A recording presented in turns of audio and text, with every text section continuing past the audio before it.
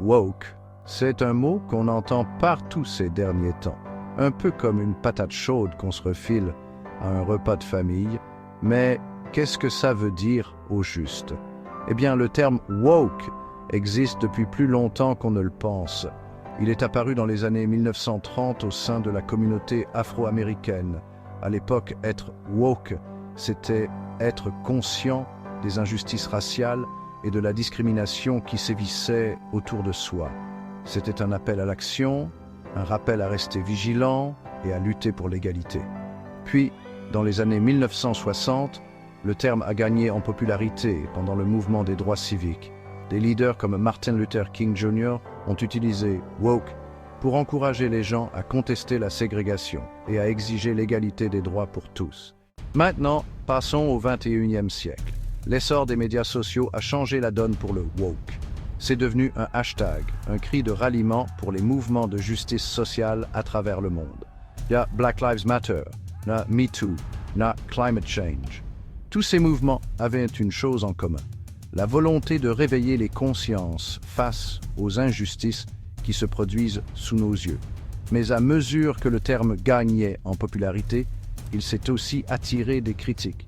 Certaines personnes ont commencé à utiliser woke comme une insulte, un moyen de dénigrer ou de se moquer de ceux qui luttent pour la justice sociale. Ils prétendaient que le mouvement allait trop loin, qu'il créait des divisions au lieu d'unir. Alors, que veulent exactement les woke? Eh bien, leurs objectifs sont assez simples. L'égalité et la justice pour tous. Ils veulent un monde où chacun, quelle que soit sa couleur de peau, son sexe, son orientation sexuelle ou ses origines, ait les mêmes chances et les mêmes droits.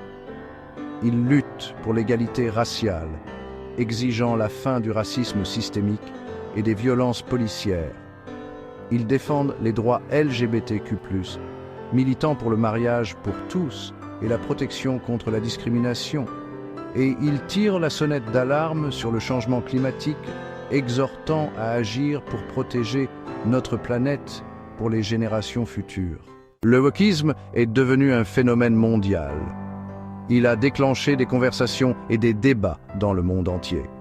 Certains le considèrent comme une force positive, un élan nécessaire au progrès et à l'égalité.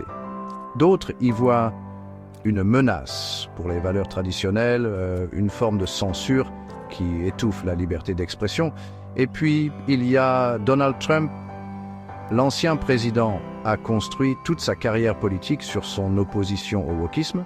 Il l'a qualifié de plus grande menace pour notre pays et l'a utilisé pour attiser la colère de ses partisans.